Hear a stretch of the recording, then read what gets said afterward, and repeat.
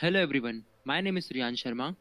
And I am Harshal Kulkarni, and today we are going to go through some basics of C programming language. But before that, Suryansh, can you tell us what is a program and what do you mean by programming language? Sure, a program is nothing but a set of instructions which we provide to the computer to complete a specific task. But there's a slight problem here. We understand English, but the computer doesn't. It only understands binary, that is, the language of zeros and ones. The solution to this problem is we write in a certain language, simple enough that it's understandable to us, and the computer can easily interpret it. This is the programming language we are talking about. There are many programming languages available to us, like Python, Java, PHP, C, and C++, and many more. But what's the difference between them all? Let us talk about it. We can classify programming languages into two categories, low level and high level.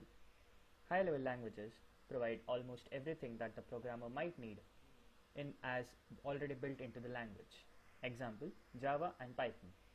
Low level languages provide nothing other than access to the machine's basic instruction set. Example, assembly language. Some low level languages like C and C++ can also perform certain functions of high level languages, therefore, they are called as middle level languages. We know you all don't like history. To be honest, neither do we. But just stick with us for this part. Let us talk about history of C. C programming language was developed in 1972 by Dennis Ritchie at Bell Laboratories in USA. It was developed to overcome the problems of previous programming languages such as B and BCPL and added new features and concepts like data types. In 1983, American National Standard Institute ANSI ANSI appointed a technical committee to define a standard for C, which was approved in 1989 and is now known as ANSI C. In 1990, International Standard Organization ISO has approved C, and this version is referred to as C89. After that, C was updated several times, and the latest version came in June 2018, which was C18. Also note that C++ is an extended version of C. It has all the functions of C, as well as concepts of classes and objects. Due to this, the syntax of C and C++ are similar, and C++ is also known as C with classes. So we saw that C was the best known language of its time. Harshal, can you tell some of the features of C?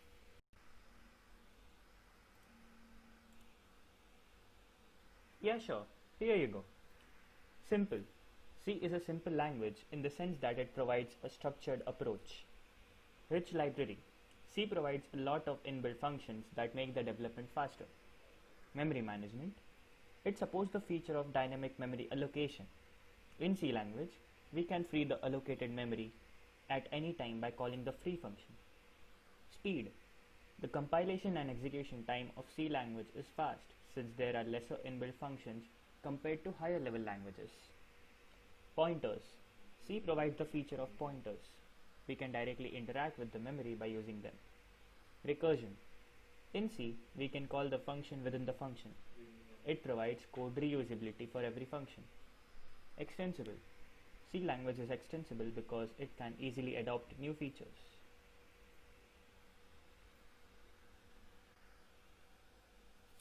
Due to these features, C language has many applications, like operating systems.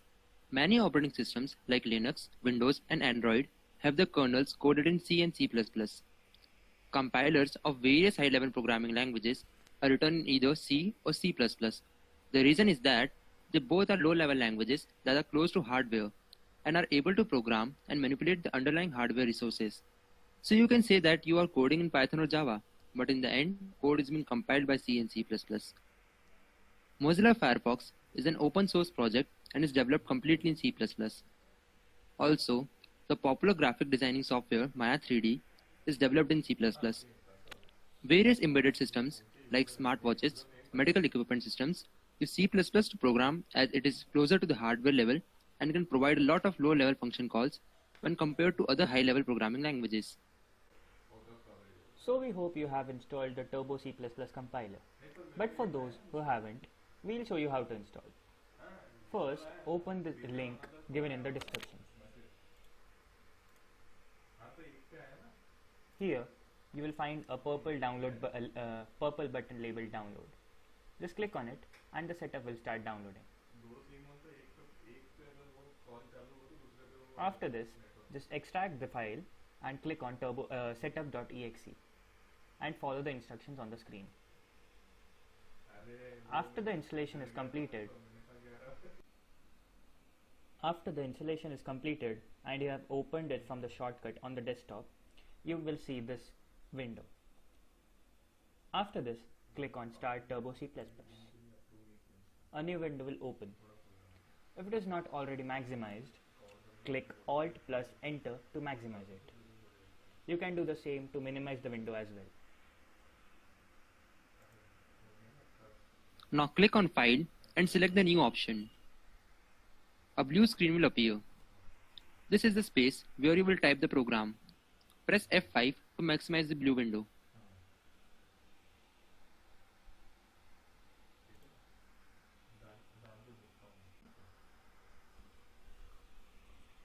Now that you have done all this, we are ready to make our first C program.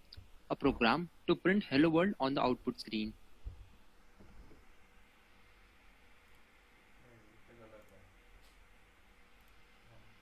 Open the Turbo C compiler. Click on the blue screen and start typing with us. Type hash include include less than and greater than sign. In between them, type stdio.h. This .h extensions means that it is a header file, and by the include statement, we can use any of the function defined in the file in our program. Now press enter and type void main small brackets. This is the main function. Usually, anything which ends with small bracket is a function. Every program must contain a main function. This tells the C compiler from where to start the execution, and this is the place where we write our code. Now again press enter and open and close curly brackets. These brackets define the body of the main function. Inside this curly bracket, press enter and tab. This is known as formatting. This is optional but is considered a good programming practice as it improves the readability of our code. Now type printf and open and close small brackets, as printf is a function which is defined in the stdio.h standard input-output header file. This function is used to print anything on the output screen. Whatever you write whatever you want to print, you need to write it in the brackets of printf function.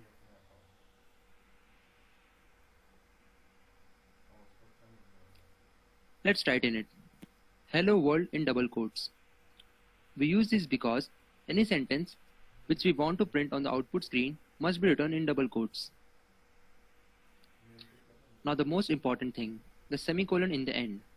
This signifies the end of this statement. Finally, let's run this program. Click on the Run tab and select the Run option. You can see there is also a keyboard shortcut to do so. From now on, we will use that. As soon as you run the program, you will see a new gray window which tells us about the errors and warnings in our code. Followed by this window was a black screen appearing for a fraction of a second. This was the output screen. If you want to see the output, press Alt plus F5. But we don't want to do that again and again. We want the screen to stay there until we press any key. For this, we have to include another header file, which has a function for this purpose. Go back to the first line of the program. Under first include statement, type hash include conio.h between the less than and greater than sign. Then type getch with small brackets wherever we want to hold the screen, which in our case is after the print statement. Now again run the program.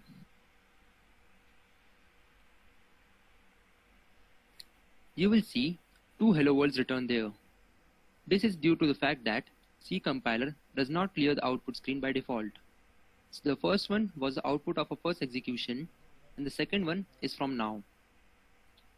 To overcome this problem, we will use another function of conio.h header file, which is known as the clear screen function, CLR SCR brackets. With this function will clear the output screen whenever called. In our case, we want to clear all the previous output and see only the current output. So we'll write it as the first statement of our main function. Type CLR SCR small brackets and semicolon and again run the program.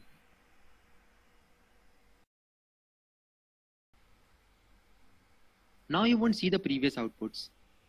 C also allows us to format our output. We can add a new line or a tab space. We can do so by adding \n or \t respectively inside the double quotes of our print statement. Let's see an example. Let's write hello world in a new line by using the new line character \n.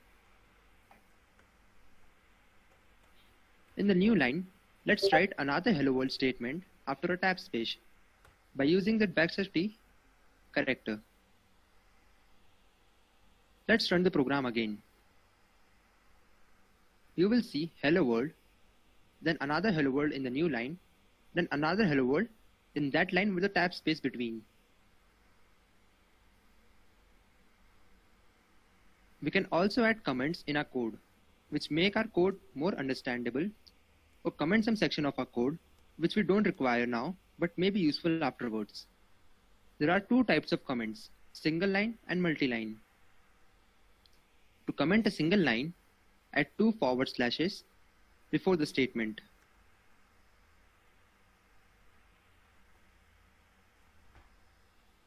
To comment multi-line, use forward slash followed by an asterisk at the start of the first line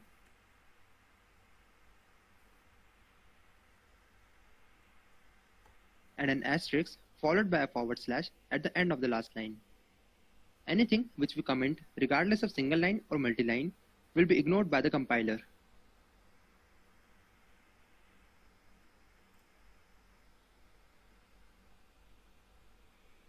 Now that we have executed our first C program, let us understand the basics of this language.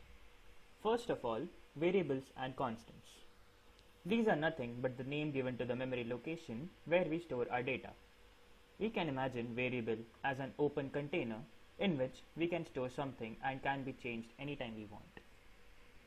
The data stored in a constant cannot be changed. Therefore, we refer to a constant as a closed container in which once we have stored data, we cannot change it. There are certain rules which we need to follow when it comes to naming the variables. A variable name can only have letters, which can be both uppercase and lowercase, or digits, and underscore, and should not be a keyword.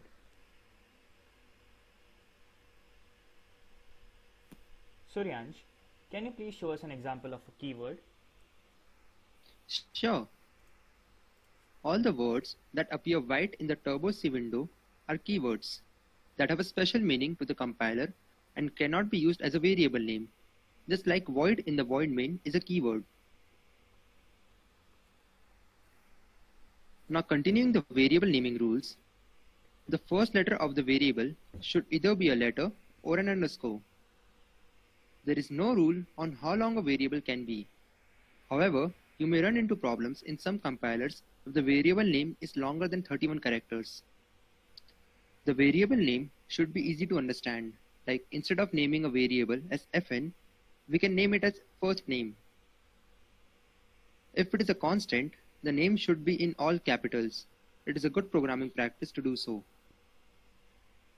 Now let's see how we declare a variable and a constant in C.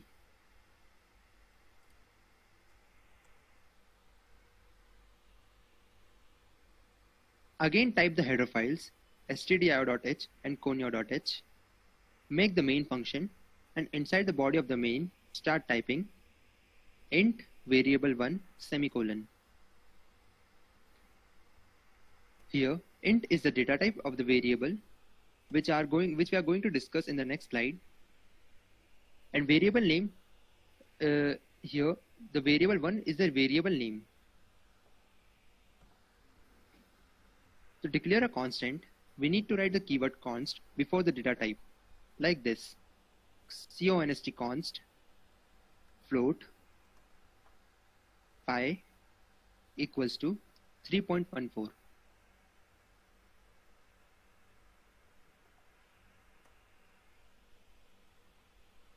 Again, here float is the data type of the variable pi. We use the const keyword to make the compiler understand that it is a constant. There's another way to declare a constant. We can write hash define below the header file, followed by the variable name space its value, like hash define pi space 3.14. And during the time of compilation, whatever variable name we have defined using hash define will be replaced by its value wherever it is used. There is really important rule in C that all the variables which we are going to use must be declared as the initial statement of the main function, that is, before calling any function like clear screen.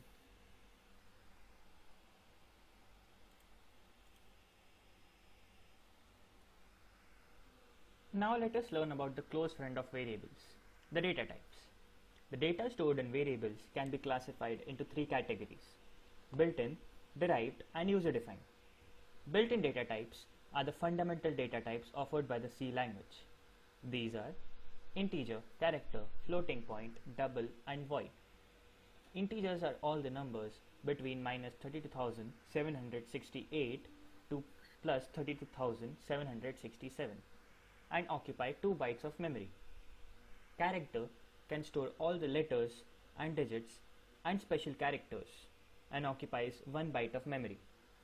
Every character has its numerical code, known as its ASCII value. The data to be stored as a character must be initialized in single quotes. These are some ASCII values and their characters.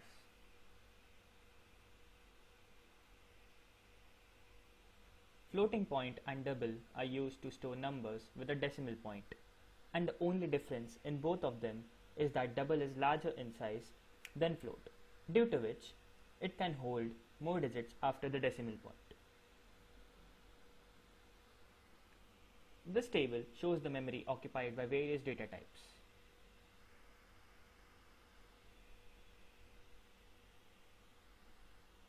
Void data type is mostly used as a return statement in functions.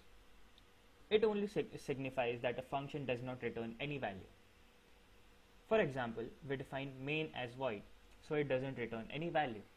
We can also define main as int main, but then we need to return an integer value, usually 0, like this.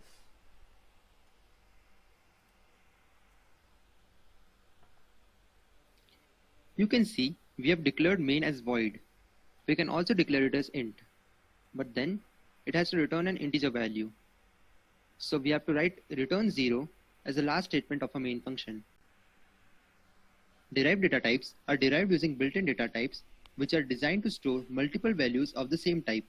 For example, arrays. User-defined data types are defined using built-in data types which are wrapped into a single data type to store multiple values of either same type or different type or both as per the requirement. Example, structures and unions.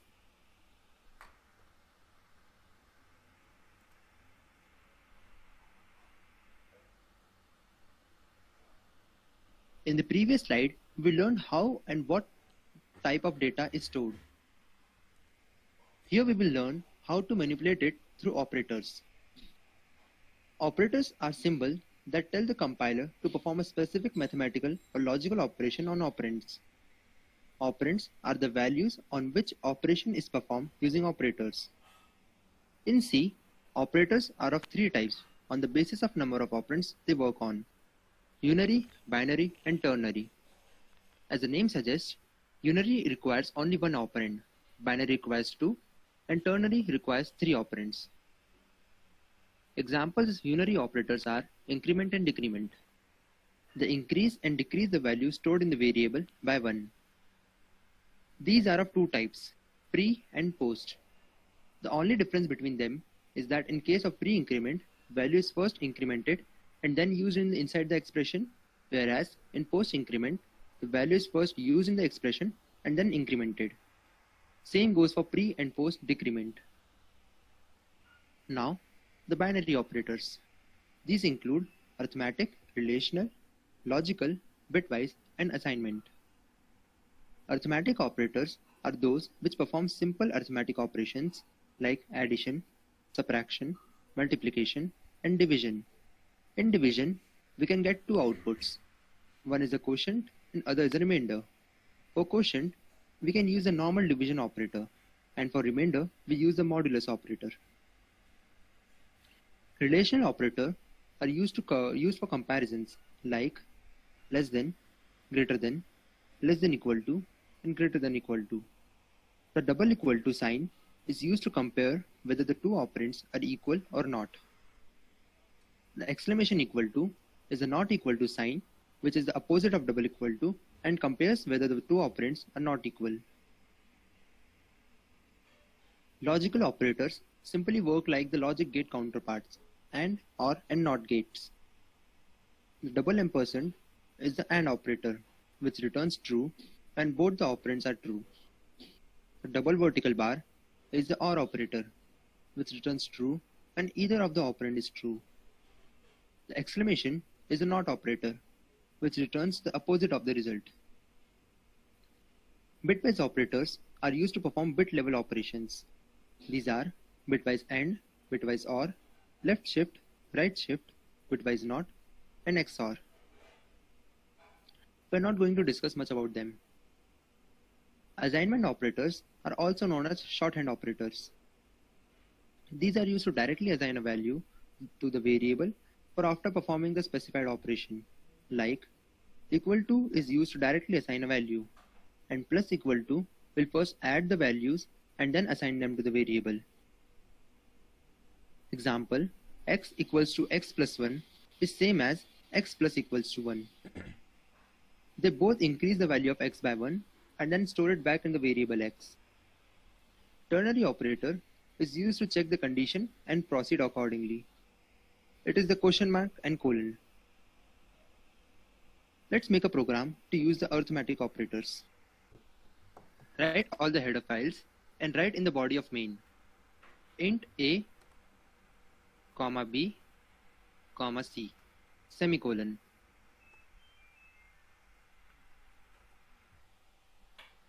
Let's assign the values to variable a and b by a equals to 10, b equals to 20, and let's store the sum of the variable a and b in variable c by c equals to a plus b.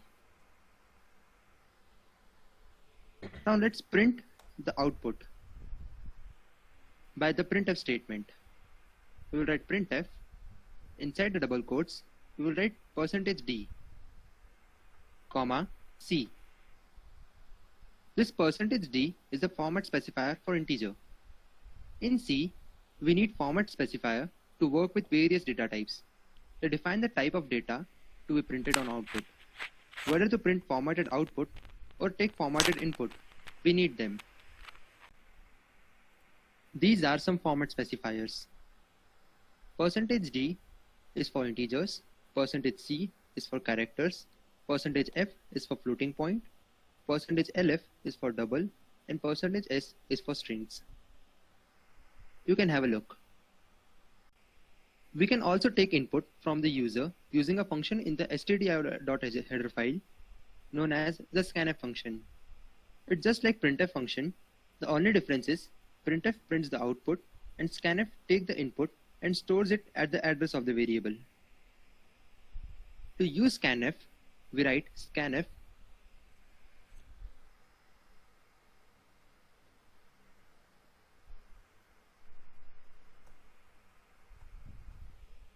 brackets.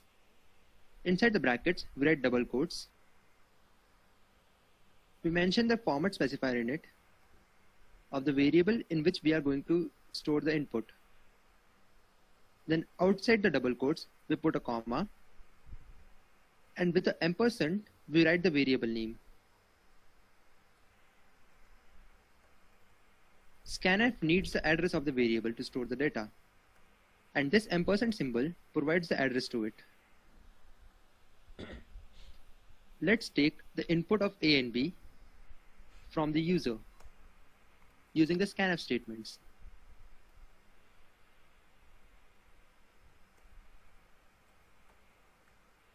Do not forget to write the clear screen and getch to view the output properly.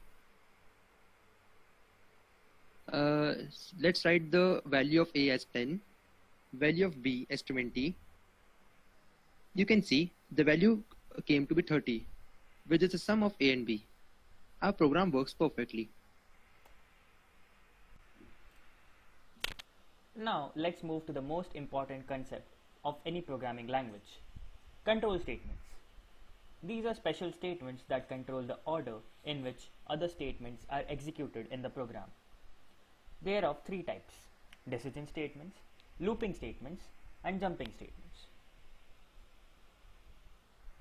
Decision statements are also known as conditional statements, which are used to check a condition and decide accordingly which statement or set of statements needs to be executed.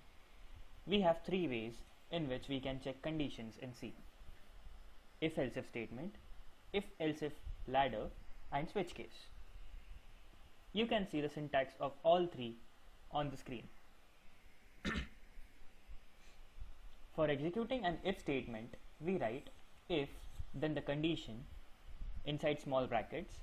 If the condition is true, the statements inside the body of if will be executed. We can also write an alternate set of statements in the body of else, which will be executed if the condition is false. That is the statement 3. We should note that there must be always an if condition to execute the else, but there can be always an if without an else. The if statement can be modified into an if-else-if ladder, where multiple if conditions can be grouped together like a ladder, in which the first condition is checked first, and if it is false, the next condition will be checked, and so on. And if all the conditions are false, then the statement in the body of else will be executed. That is statement 4. For executing switch case, we require a special control variable whose value is not dependent on the statements inside switch. Its value defines which case will be executed. Suppose the control variable can have two values, value 1 and value 2. If the value of control variable comes to be value 1, then the set of statements in case value 1 will be executed. That is statement 1. And if the value comes to be value 2, then the set of statements in case value 2 will be executed. That is statement 2 and statement 3. If the value matches none of the cases, then the statements in the default will be executed. That is statement 4. Don't forget to write the break statement in the end of each case, or else the statements in the next case will also be executed. This condition is also known as fall through condition. We will learn more about the break statement in the upcoming slides.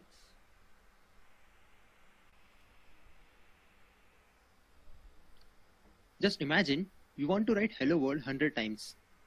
You won't sit there and type printf hello world again and again. It is a very big task, even if you copy paste. Now imagine another case in which you want to print integers from 0 to 1000. In this case, you can't even copy paste it. You will have to type them all manually. To overcome this situation, we have looping statements, which control how many times we have to repeat a particular task.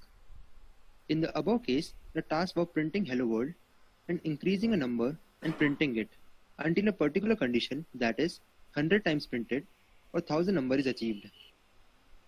There are two types of loops in C. Entry control loops, which check the condition when we enter the loop body, and exit control loop, which runs the statement at least once before checking the condition to enter the loop again. That is, it checks the condition at the time of exit. For loop and while loop are entry control loops, whereas do while loop is an exit control loop. In total, there are 3 requirements for any loop to function properly. They are initialization, which tells the start of the loop, then condition, at which the loop will end, and the update statement, that is, the difference between each iteration. For loop is just like a compact statement, in which all the requirements of the loop are in a single line. The syntax of for loop is for, then small brackets, and inside them there are three statements separated by semicolon. The first being initialization, second is condition, and third is update. After that, there comes the body of the for loop inside the curly brackets. It contains a statement which we require to repeat again and again. While loop. The while loop is not so compact in nature. We need to do the initialization before starting the loop. To start the loop, we need to write while followed by the condition in brackets, then the body of the while loop which contains a statement to be repeated, and also the update statement. While loop can also be returned in the form of for loop. To do so, initialize before the for loop by int I equals to 0, then write for brackets and leave the space for initialization empty. Then put a semicolon and write the condition, and again put a semicolon and close the brackets, leaving the section for update empty. Now write the body of the loop and write the update statement inside it.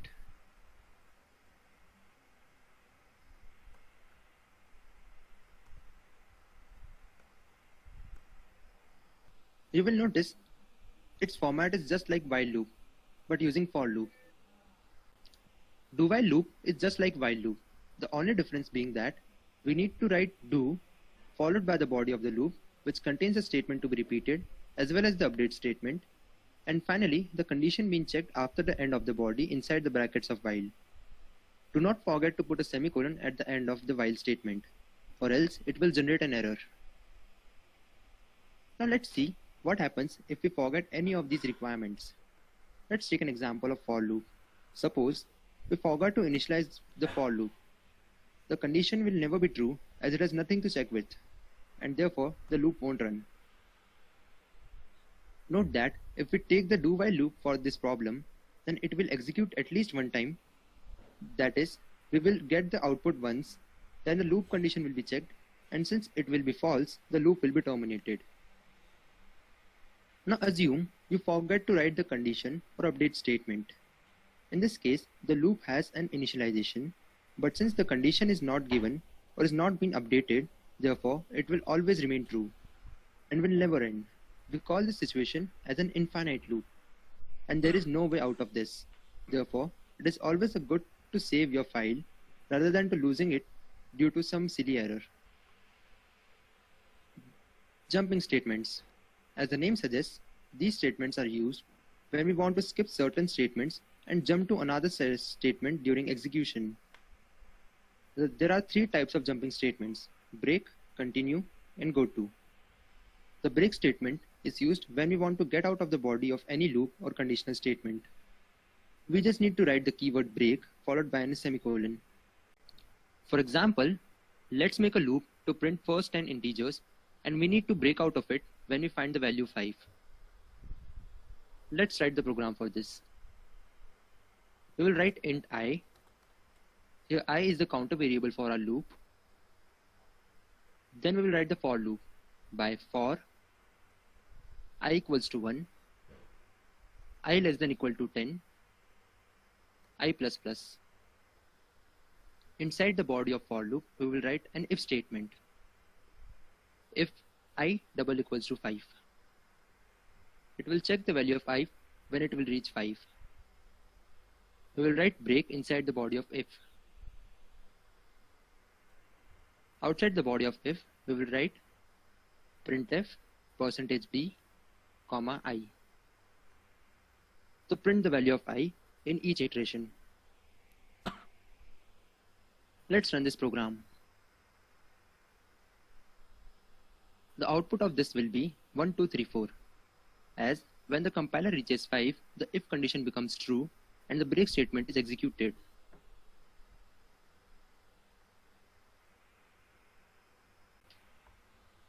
Now, the continue statement. It is used to continue the loop, skipping the statement below it. That is, whenever the continue statement is executed, the compiler directly runs the update statement for the next iteration, effectively skipping the statement below it. Let's take the same example, but with the continue instead of break.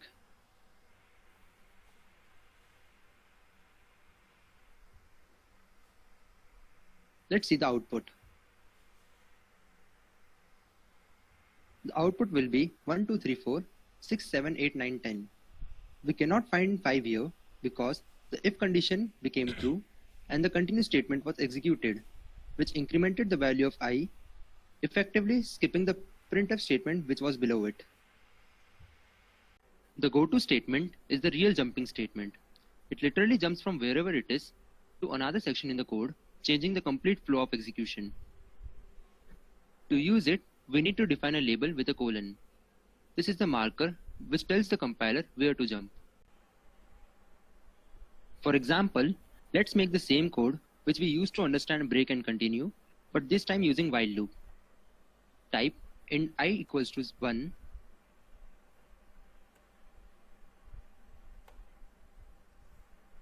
while I less than equal to 10, body of while. Inside the body of while, we will type if I double equals to 5. Inside the body of if, we will write go to label, colon.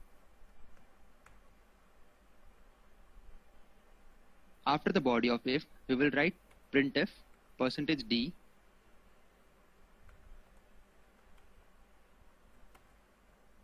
comma I to print the value of I.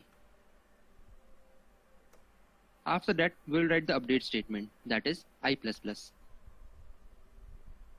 We will define the label of goto statement outside the loop by label colon.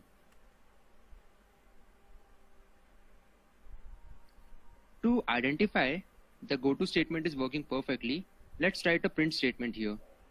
For suppose printf I am here.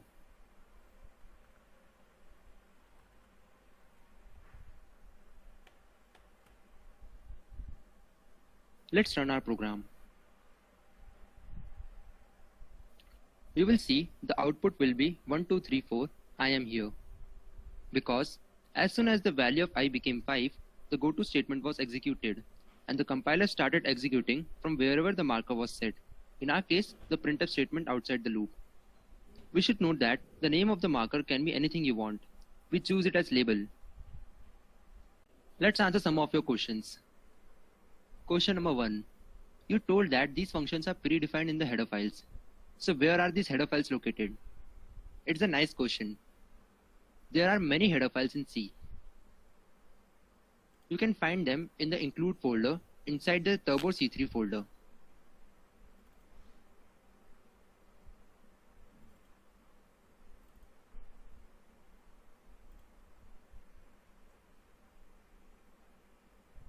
Here you can see all the header files which we use in C and C++.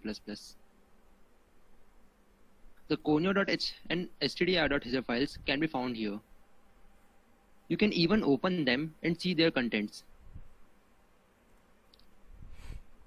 There is another file, math.h, which contains many functions of mathematical operations like square root, power, absolute value, trigonometric functions, and many more. You may use it in many programs. Question number 2. How can we share our program? Before sharing any program, you need to save it. For saving a program, click on the File option and click on Save. You will notice every program has by default a .cpp extension. This is used for C++, but we are working with C, so you will need to save your program by a preferred name with .c extension.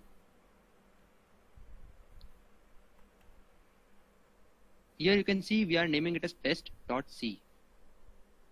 After we have saved it, let's go back to the file manager.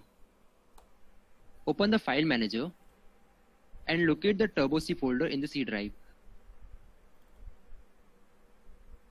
In the folder, open the bin folder. Here you will find all your saved program.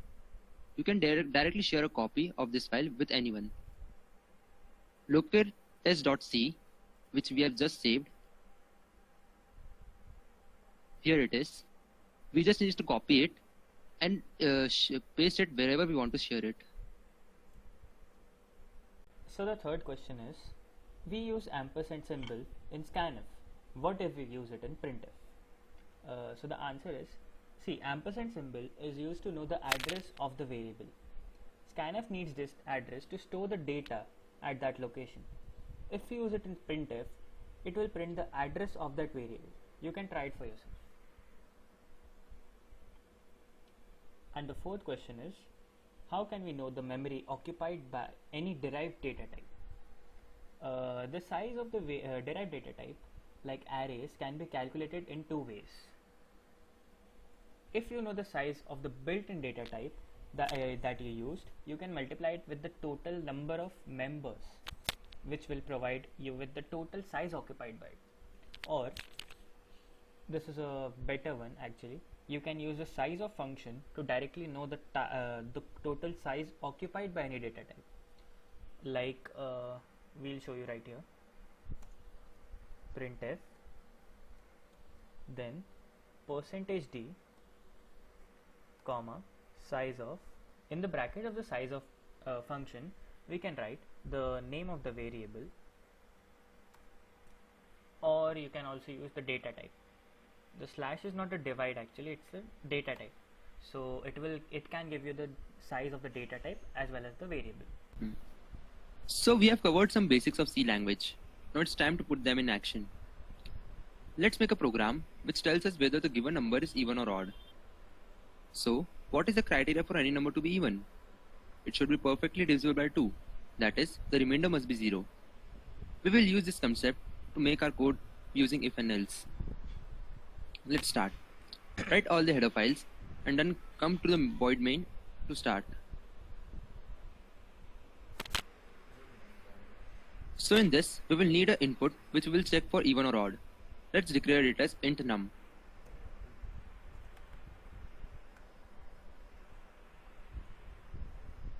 Now to take input, we will use the scanf function which we discussed before. But before that, we will need to tell the user that we are taking input. We will do that using a print statement. Let's write printf, enter a number. Then scanf, %d, %num. Now we need to check whether the number entered is even or odd. Let's make an if statement. If num modulus 2 double equals to 0. As we know that the modulus returns the remainder and double equals to checks the value. If the above condition will be true, it should print the number is even.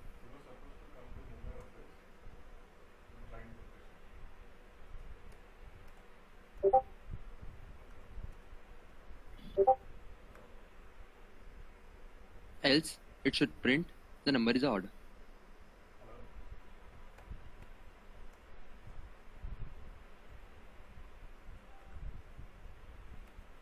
Also, don't forget the getCH and clearScreen function to view the output properly. Now run this program.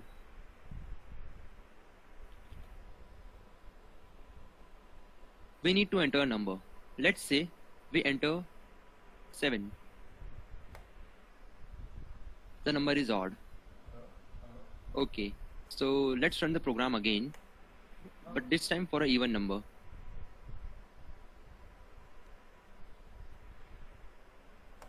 We have entered the number 10 and the number is even.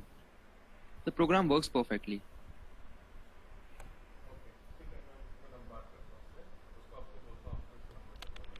Now let's create a pattern using loops. We need to create a pattern in which there are 5 rows and each row contains the number of stars equal to its row number. We will declare the counter variables int I, j. We will write for I equals to 0 I less than 5, I plus plus. Inside this for loop, we will create another for loop. This is known as nesting of for loops. We will write for j equals to 0, j less than I, j plus plus. Inside the body of this for loop, we will write printf and the pattern as asterisk.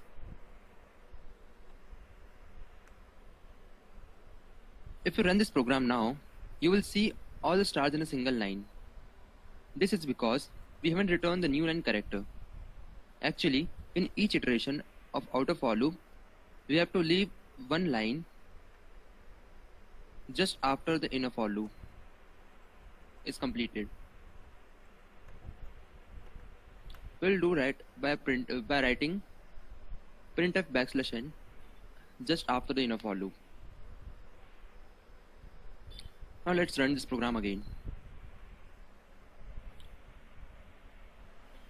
You can see the pattern is created successfully.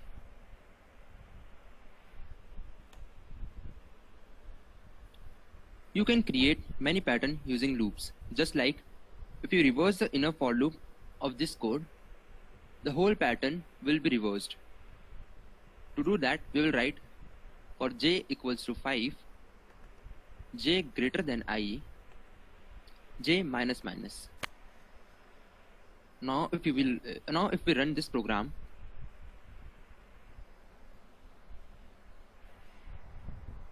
you can see the pattern is fully reversed. We will wait here for a minute so that you can try this for yourself. A few moments later. Hope you all have completed till now.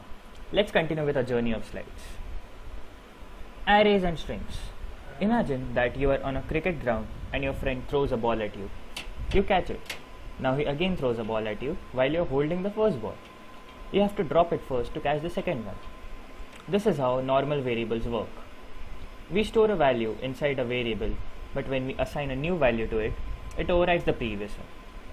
Arrays are different. It's like having a bucket with you and your friend is throwing the balls again and you are now catching them and storing them in the bucket. You can catch multiple balls without losing them. That's how arrays work. Arrays are derived data types which store a collection of similar data at contiguous memory locations under the same variable name. Arrays can be divided into two categories: single-dimensional arrays and multi-dimensional arrays. In single-dimensional array, each member is of a built-in data type. Like a 1D array of integers will have each member as an integer. To make an array, we need to specify what is its data type, followed by the variable name, then a pair of square brackets. These square brackets tell the compiler that it is an array. Inside these square brackets, we need to write the size of our array, which is the number of members it can hold. Each member of the array has its specific index, starting from 0 and going up to array size -1. We can directly access any member using their index. Suppose you have an array int arr and its members are int arr brackets equals to curly brackets 1, 2, 3, 4. We can directly print any member just by using their index. To do so, we will write printf %d, and suppose we need to print the member with index 2. So we will write arr. Inside the square brackets we will write 2. Let's see the output. You will notice the number 3 was printed.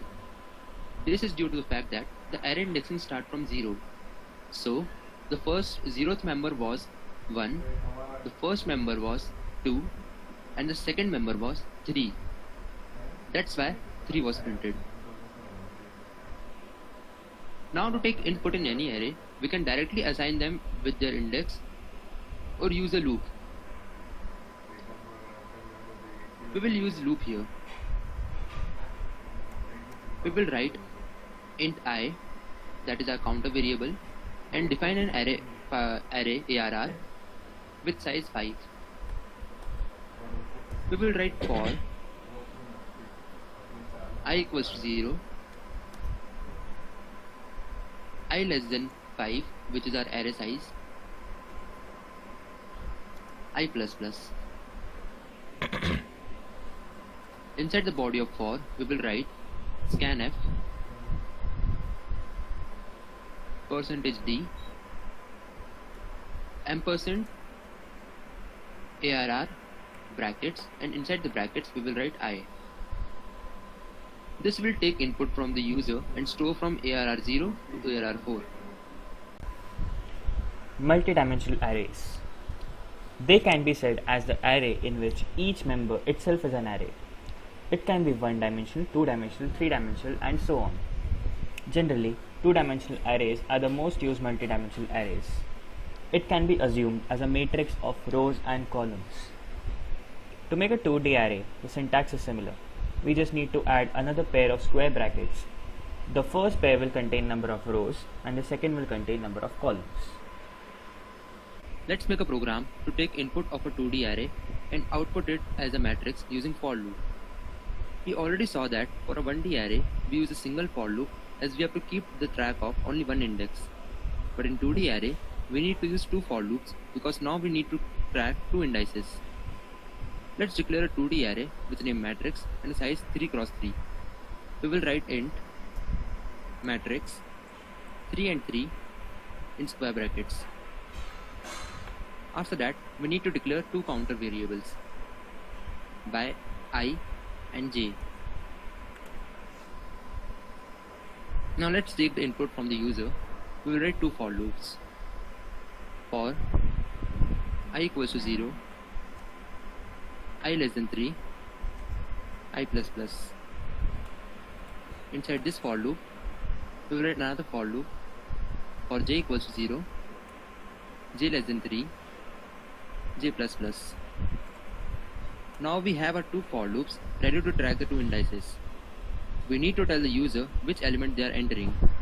For that, we will write a print statement by printf matrix %d and %d in brackets so that we can know which index we are on, comma I, comma j. Now we'll take the input by scanf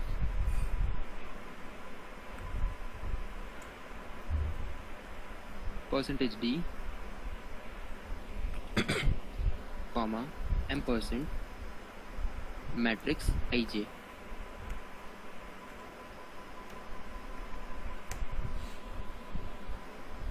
Now that we have taken the input, let's see how to print it in the form of a matrix.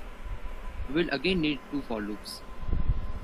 We will write for I equals to 0, I less than 3, I plus plus. Inside this for loop, another for loop for j equals to 0, j less than 3, j plus plus. Now to print the output, we will use the printf statement, printf %d matrix ij. This will print all the elements of the matrix but in the same line, like this.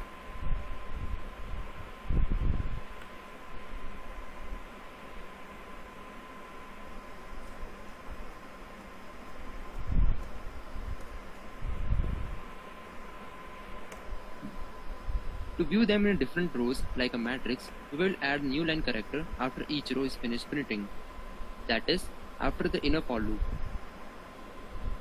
We will write printf \n.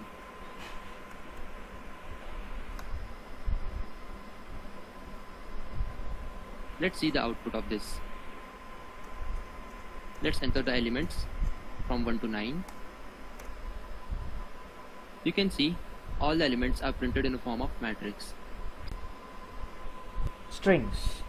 Array of characters are given a special name, strings. All the sentences which we write in double quotes are strings. Double quotes are actually used to specify that this is a string, just like we specify characters in single quotes. Actually, when we wrote the code of Hello World program, The hello world inside printf was a string. Also, every string ends with a null character, that is \0. It is there and occupies 1 byte of space, but is not visible to us. Strings hold special place in programming languages, and therefore it has its own header file in C, which contains functions for its manipulation. Let's see some of them. GetIs and PutIs are the functions of stdio.h, which are used to take input and print output of any string respectively. All the rest of the functions below are from string.h header file. strcpy function is used to copy the content of one string to another. strcat function, string concatenation function, is used to add the content of two strings into one. Like suppose string 1 is pan and string 2 is cake. This function will make it pancake and store it in string 1. strlen, the string length function, returns the length of the string. strcmp, this function compares two strings for equality. It is case sensitive. strcmpi, on the other hand, is not case sensitive. strrev is used to reverse the string. strupr is used to convert a string into uppercase. strlwr is used to convert a string into lowercase.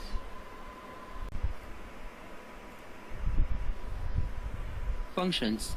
Functions are a set of statements that we can use whenever we want without rewriting the whole code.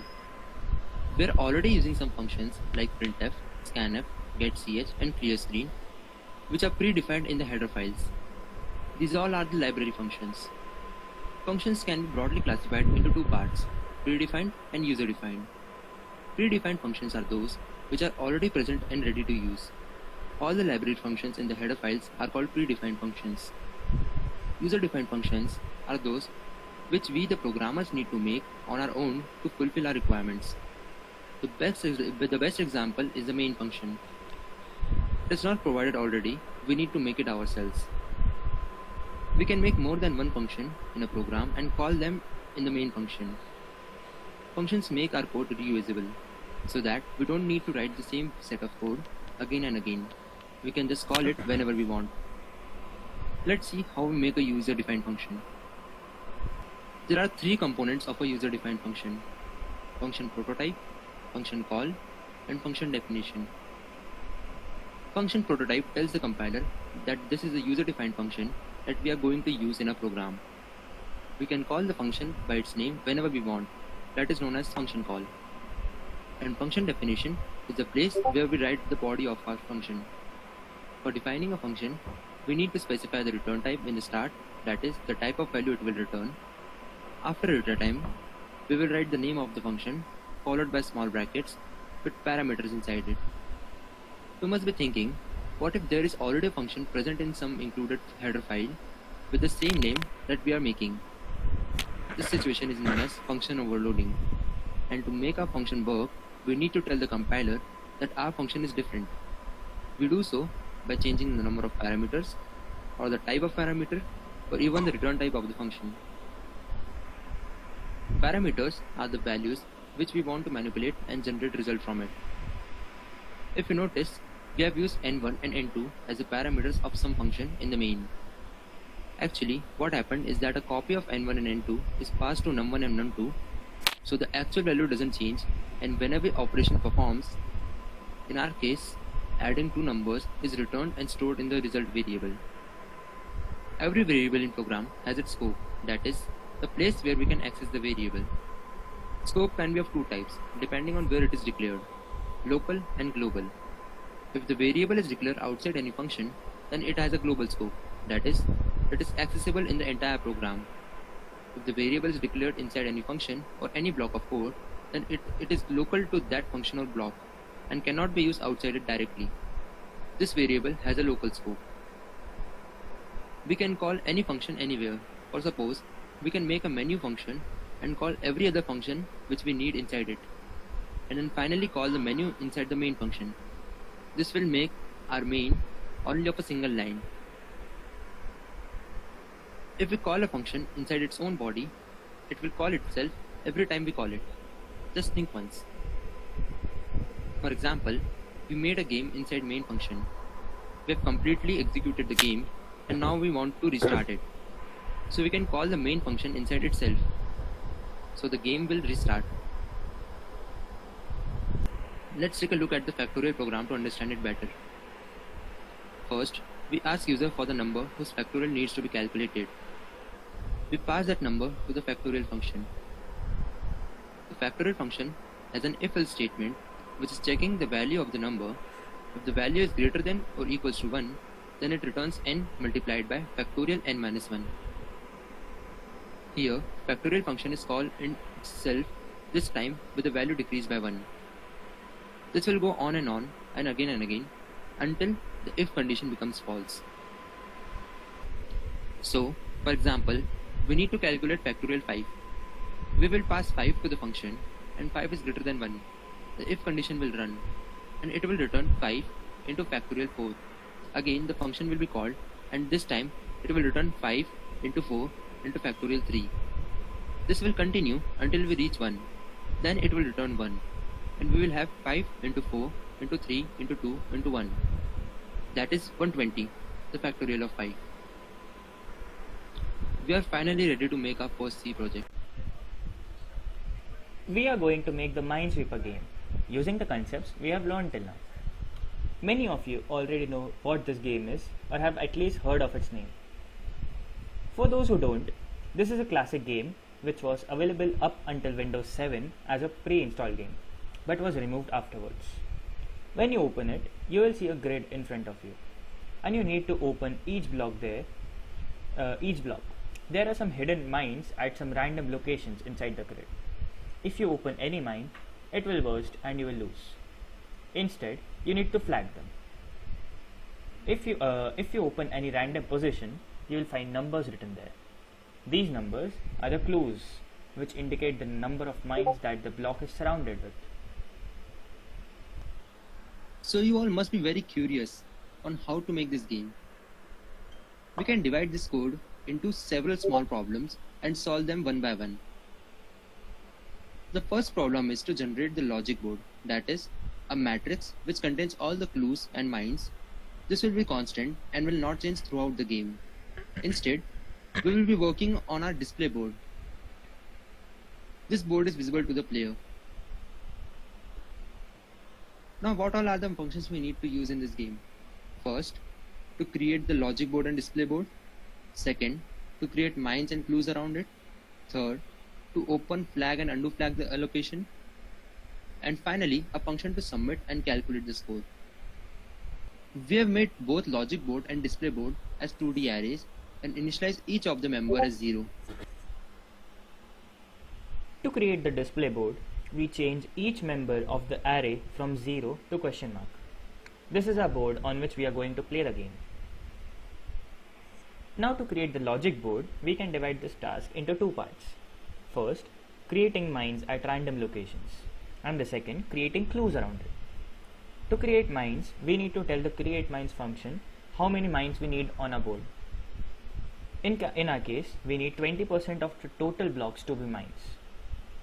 So we calculate 20% and pass it on to the createMines function, which generates these mines at random locations using the random function.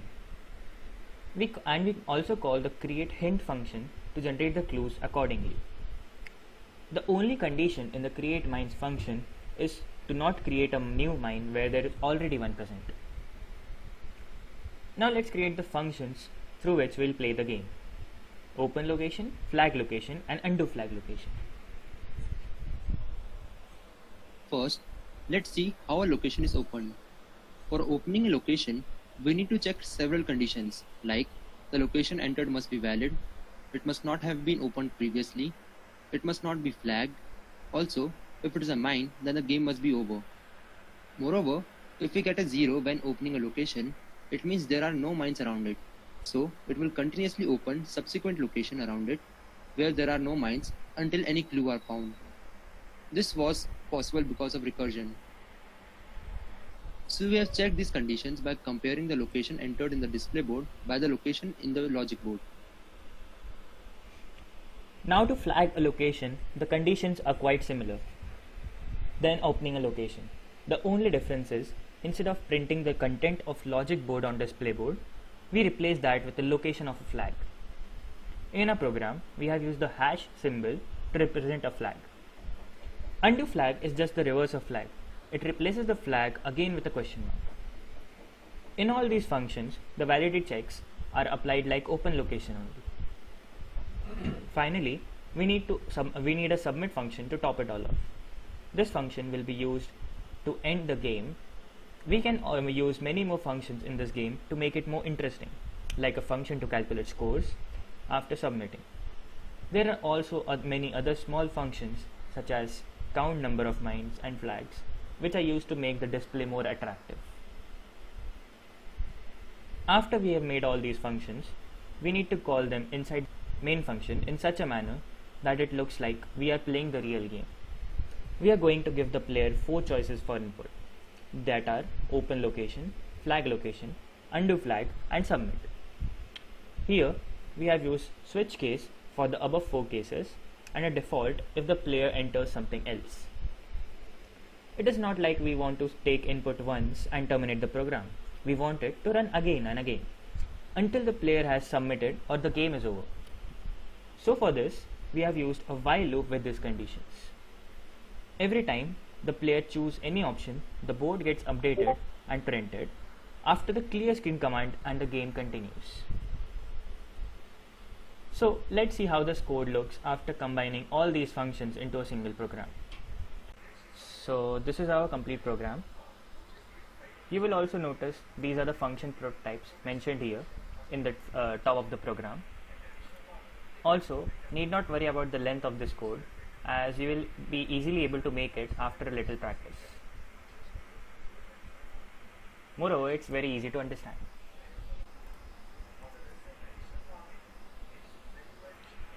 Now let's run this game in the TurboC compiler. So this is the introduction screen. Here you will find a little introduction about the Minesweeper game. Also, it will ask for the input for the size of the board. So for now, let's try it on 10 x 10 board. So if we just press type here 10, it will automatically make the board as 10 x 10. So this is the screen which we get. Here we have 4 options. Press 1 to open a position, press 2 to flag a position, press 3 to undo flag, and press 4 to submit. So for now, Suryansh, which position do we want to open? Let's open 0, 0. Okay, sure. So 1 and then 0, 0. So as you can see, there was a 0, so it opened subsequent 0 positions until it found a clue. So now which position do you want to open, Suryansh? Say 7, 2. 7, 2. Okay, for sure. 7, 2. So as you can see, there was 4 there. So there are 4 mines surrounding this block. It is really dangerous position. Actually. So now let's flag a location. Let's flag 5, 5. You don't think this is really early to flag a location? Okay, yeah, that's right. So we'll just undo the flag. So we'll just enter 3 and then 5, 5. As you can see, the flag which was represented by the hash symbol is now again replaced by the question mark.